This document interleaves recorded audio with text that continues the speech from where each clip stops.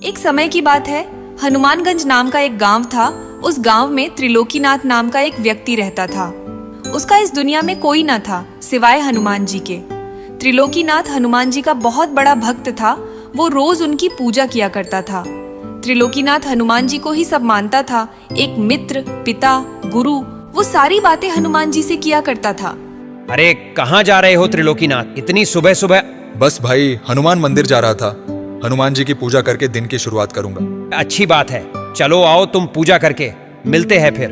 त्रिलोकीनाथ मंदिर पहुंचता है और मंदिर की साफ सफाई करने लगता है। हे प्रभु, कितनी धूल मिट्टी है, कोई सफाई करने वाला ही नहीं है। मैं ना रहूं तो ये मंदिर मंदिर ना लगे।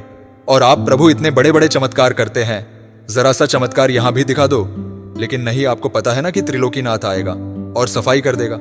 त्रिलोकीनाथ हनुमान जी से बातें करते करते मंदिर की सफाई कर देता है और फिर हनुमान जी का ध्यान लगाकर बैठ जाता है। तभी उसके ध्यान में हनुमान जी रस्सियों से बंधे हुए दिखाई देते हैं।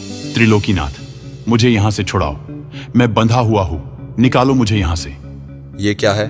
हनुमान जी मुझसे मदद मांग रहे हैं। मैं भी ना कुछ भी सोचता हूँ। त्रिलोकीनाथ इस बात को एक बुरा ख्याल सोचकर मंदिर से बाहर चला जाता है, लेकिन अभी भी उसके दिमाग में वही ख्याल घूम रहा होता है। तभी उसे रघुनाथ मिलता है। क्या हुआ भाई, मंदिर से पूजा करके आए, लेकिन लगता है मन को शांति नहीं मिली। दिमाग में कुछ उथल पुथल चल रही है क्या? हाँ भाई, क्या बताऊं। आज बजरंगबली का ध्यान कर रहा था तो मैंने एक दृश्य देखा कि हनुमान जी एक रस्सी में बंधे हुए हैं और मुझसे मदद मांग रहे हैं। भाई, हनुमान जी को तुम्हारी मदद की कब से जरूरत आन पड़ी, और उन्हें बांध कौन सकता है? जरूर ये ख्याल तुम्हारे मन में ऐसे ही आ गया होगा। बात तो तुम सही कह रहे हो। ये बोलकर त्रिलोकीनाथ वहाँ से अपने घर आ जाता है। संध्या होती है। सारी दिनचर्या खत्म होने के बाद त्रिलोकीनाथ खाना खाकर सो रहा होता है। त्रिलोकीनाथ को फिर से वही स्वप्न आता है। त्रिलोकीनाथ, मुझे यहाँ से छुड़ाओ, मैं बंधा हुआ हूँ, निकालो मुझे यहाँ से। आप कहाँ हो प्रभु? मैं मंदिर के पीछे आम के पेड़ में फंसा हुआ हूँ, मुझे यहाँ से निकालकर मंदिर में स्थापित करो। ये कैसा स्वप्न है? लगता है हनुमान जी स्वप्न के माध्यम से मुझसे कुछ कहना चाहते हैं। ये बात कल मुखिया जी के आगे रखनी पड़ेगी। अगले दिन त्रिलोकीनाथ ऐसा ही करता है। वो गांव में पंचायत बैठाता है। सभी गांव वाले वहाँ खड़े होते हैं। क्या हुआ त्रिलोकीनाथ, आज पंचायत क्यों जमा की है? बात थोड़ी गंभीर है मुखिया जी। कल से मुझे बार बार हनुमान जी स्वप्न के जरिए बता रहे हैं कि वो मंदिर के पीछे आम के वृक्ष में फंसे हुए हैं। उन्हें वहां से आजाद करके मंदिर में स्थापित करना है। इसीलिए मैं आपसे ये निवेदन करना चाह रहा हूँ कि उस वृक्ष को काट के उसमें से हनुमान जी को निकालकर मंदिर में स्थापित करना होगा। क्या पगला तो नहीं गए हो ना त्रिलोकीनाथ? माना कि तुम हनुमान जी के भक्त हो, लेकिन ऐसा भी नहीं है कि तुम कुछ भी बोलो और हम मान ले। अपनी इस बेफिजूल के बात के लिए तुमने पंचायत का समय बर्बाद किया है। पर मुखिया जी, मैं सच कह रहा हूँ, एक बार उस पेड़ को काट कर देख लेते हैं। त्रिलोकीनाथ, क्यों जिद कर रहे हो बेकार की? ये सब तुम्हारा भ्रम है। जाओ घर जाओ। जाओ यहाँ से। आज की सभा यही समाप्त की जाती है। मुखिया त्रिलोकीनाथ को भगा देता है और कड़े शब्दों में पेड़ काटने के लिए मना कर देता है। त्रिलोकीनाथ उदास मन लिए घर की ओर जाने लगता है। तभी रघुनाथ उसके कंधे पे हाथ रखता है। त्रिलोकीनाथ, परेशान मत हो, ये सब तुम्हारे मन का वहम होगा। ज्यादा ध्यान मत दो। और वैसे भी वो आम का वृक्ष मुखिया जी का है, और पता है उस अकेले वृक्ष से कितने फल आते हैं। वो तुम्हारी बात पे वृक्ष तो नहीं काटने वाले। ज्यादा सोचो मत, जाओ आराम करो, सब ठीक हो जाएगा। ये बोलकर रघुनाथ वहाँ से चला जाता है। लेकिन इस बात से त्रिलोकीनाथ को अभी संतुष्टि नहीं मिली थी। उसका मन अभी भी व्याकुल था। भाड़ में जाए मुखिया जी और सब। हनुमान जी ने मुझसे बोला है, वो मुझसे मदद मांग रहे हैं। कोई नहीं साथ देगा तो भी मैं उनकी मदद करूंगा। त्रिलोकीनाथ किसी की बात नहीं मानता। वो एक कुल्हाड़ी उठाता है और उस पेड़ को काटने के लिए निकल पड़ता है। मंदिर के पीछे पहुंचकर बजरंगबली का नाम लेकर त्रिलोकीनाथ उस पेड़ पर कुल्हाड़ी चला देता है। उसे ऐसा करते हुए गांव का एक व्यक्ति देख लेता है और वो भागता हुआ जाकर सभी गांव वालों को ये बात बताता है और सबको इकट्ठा करके ले आता है। जय बजरंगबली, जय बजरंगबली। कोई बात नहीं प्रभु, कोई आपकी मदद नहीं करेगा तो क्या मैं भी नहीं करूंगा? मैं अवश्य निकालूंगा आपको इस वृक्ष में से। हाँ त्रिलोकीनाथ, तुमने ये क्या किया? तुमने अपने पागलपन्ने की वजह से मेरा इतना सुंदर वृक्ष काट दिया। मैंने पंचायत में कहा था ना कि कोई वृक्ष नहीं काटेगा। त्रिलोकीनाथ, तुम ये कैसी हट कर रहे हो? तुम इतनी मूर्खता का काम करोगे, हमें अंदाजा नहीं था। पर भाइयों, मैं सच कह रहा हूँ, मेरे स्वप्न में हनुमान जी आते थे और इसी वृक्ष को काटने के लिए कहते थे वो यही कहीं कैद है। अच्छा, तो तुमने इसलिए ये वृक्ष काट दिए? तुम्हें दिखे कहीं हनुमान जी? कहाँ हैं? क्या किसी को यहाँ हनुमान जी दिखाई पड़ रहे हैं? त्रिलोकीनाथ, तुम्हें इसकी कीमत चुकानी पड़ेगी। ये बात चल ही रही होती है कि तभी हनुमान जी की एक सुंदर प्रतिमा उस वृक्ष के तने से प्रकट हो जाती है, जिसे देख सभी गांव वाले भौचक्का रह जाते हैं। किसी को अपनी आंखों पर विश्वास नहीं होता। वो सभी बजरंगबली की जय जय करने लगते हैं और सभी त्रिलोकीनाथ से माफी मांगते हैं। अब सभी गांव वाले पूरे सम्मान सहित वृक्ष से प्रकट हुई हनुमान जी की प्रतिमा को मंदिर में स्थापित कर देते हैं। तब से हनुमान जी की कृपा से पूरे गांव में सुख शांति छा जाती है और त्रिलोकीनाथ को गांव में एक अलग ही सम्मान मिलने लग जाता है। एक समय की बात है, द्वारिका नगरी में भगवान श्री कृष्ण अपनी रानी रुक्मणी और सत्यभामा के साथ वार्तालाप कर रहे थे। प्रभु, आपसे एक प्रश्न पूछना था। कैसा प्रश्न प्रिय? पूछो। प्रभु, हर विवाहित स्त्री अपनी मांग में सिंदूर लगाती है, इसकी सुंदरता अपने स्थान पर, किंतु सिंदूर का असली महत्व क्या है, मैं ये जानना चाहती हूँ। रुक्मणी, यदि आप यह प्रश्न किसी स्त्री से पूछें तो ज्यादा अच्छा रहेगा। ऐसा क्यों प्रिय? क्या तुम्हें मेरे ज्ञान पे संदेह है? नहीं नहीं, संदेह नहीं प्रभु, आप तो सर्वज्ञाता हैं। किंतु क्या प्रिय? प्रभु, जिसने कभी सिंदूर लगाया ही ना हो, वो प्रेम की उस गहरी भावना को कैसे बताएगा जो सिंदूर के साथ जुड़ी है। इसलिए इस प्रश्न का उत्तर तो केवल एक स्त्री ही दे सकती है, जो प्रतिदिन अपनी मांग में सिंदूर लगाती है। उचित है, परंतु जिसने लगाया वो पुरुष तो समझ सकता है। प्रभु, ऐसा कौन सा पुरुष है जो सिंदूर लगाता है? श्री राम भक्त हनुमान। हनुमान? किंतु हनुमान तो बाल ब्रह्मचारी है, उनका सिंदूर से कैसा लगाव? नाथ, ये कैसी पहेली है? ये पहेली तो वही मुझे जिसने उन्हें सिंदूर लगाने का विचार दिया। ठीक है प्रभु, ये पहेली मैं ही सुलझा देती हूँ। आप दोनों ये कैसी बातें कर रहे हैं? मैं कुछ समझ नहीं पा रही हूँ। ये कहानी तब की है जब मैं और प्रभु यानी राम और सीता वनवास पूरा कर अयोध्या आ चुके थे।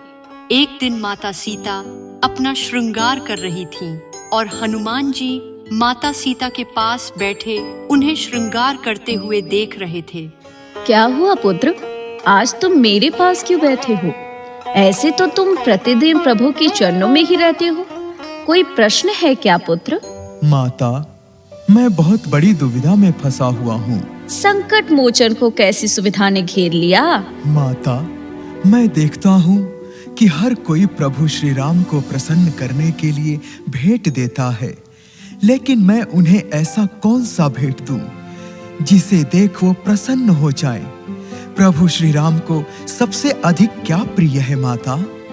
पुत्र, प्रभु श्री राम को तो किसी वस्तु से मोह नहीं है। उनके लिए इस संसार में सब कुछ समान है, इसलिए वो प्रत्येक वस्तु से प्रसन्न रहते हैं। आप यह सिंदूर क्यों लगाती हैं? ये तो सुहाग की निशानी है और इसे लगाने से प्रभु श्री राम प्रसन्न होते हैं। मैं ये सिंदूर अपने प्रभु श्री राम की लंबी आयु की कामना के लिए लगाती हूँ। इसे लगाने से आपके प्रभु और मेरे पति की आयु बढ़ेगी। अच्छा, यानी एक चुटकी भर सिंदूर से प्रभु प्रसन्न हो जाते हैं और उनकी आयु भी बढ़ जाती है। यह सब सुनकर हनुमान जी वहां से चले जाते हैं और कुछ देर बाद पूरे शरीर पर सिंदूर लगाकर माता सीता के सामने आते हैं। पुत्र, ये तुमने क्या किया? माता, मैंने भी अपने प्रभु की लंबी आयु के लिए सिंदूर लगा लिया है। अब उन पर कोई संकट नहीं आएगा। पुत्र हनुमान, तुम कितने भोले हो। माता, अब तो प्रभु श्री राम मुझसे प्रसन्न हो जाएंगे ना? अवश्य। माता सीता की आज्ञा पाकर हनुमान जी उसी भेष में श्री राम के पास पहुँचे। श्री राम अपने दरबार में बैठे थे। तभी वहां श्री राम की जय जयकार करते हुए हनुमान जी पहुंचते हैं। हनुमान जी के इस भेष को देख सभा में उपस्थित सभी लोग उन पर हंसने लगे। अरे हनुमान, ये क्या लगा कर आए हो अपने शरीर पर? दरबार में आने से पहले नहाना उचित नहीं समझा क्या? ये सिंदूर है, ये मैंने अपने प्रभु के लिए लगाया है। प्रभु के लिए? आखिर तुम्हारे इस सिंदूर से प्रभु का क्या लेना देना? लगता है हनुमान जी ने गुलाल की बोरी अपने ऊपर गिरा ली। अब लोग इन पे हंसे ना, इसलिए ऐसी वैसी कहानियां बना रहे हैं। क्यों हनुमान, मैं सत्य बोल रहा हूं ना? हनुमान, ये तुमने कैसा रूप धारण किया है? प्रभु, ये रूप मैंने आपके लिए ही धारण किया है। आज मैं माता के पास बैठा था, वो अपनी मांग में चुटकी भर सिंदूर लगा रही थी। तभी मैंने उनसे उस सिंदूर का महत्व पूछा, तो उन्होंने कहा कि ये सिंदूर आपकी लंबी आयु के लिए लगा रही है।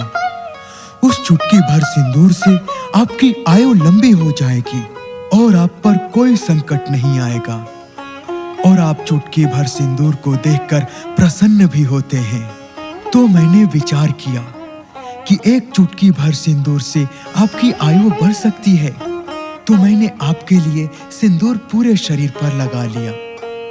इससे आप चिरंजीवी हो जाएंगे और मुझे देख आप इतना प्रसन्न होंगे कि मुझे अपने हृदय से लगा लेंगे। हनुमान जी का ये भक्ति भाव और भोलापन देख श्री राम अपने आप को रोक नहीं पाते और वो आकर हनुमान जी को अपने हृदय से लगा लेते हैं। ये देख सभा में बैठे सभी लोग आश्चर्यचकित रह जाते हैं। प्रभु, अब आपको कोई भी संकट छू नहीं सकता। हनुमान, तुम्हारे होते तो मुझे वैसे भी कोई संकट छू नहीं सकता, क्योंकि तुम संकट मोचन जो हो।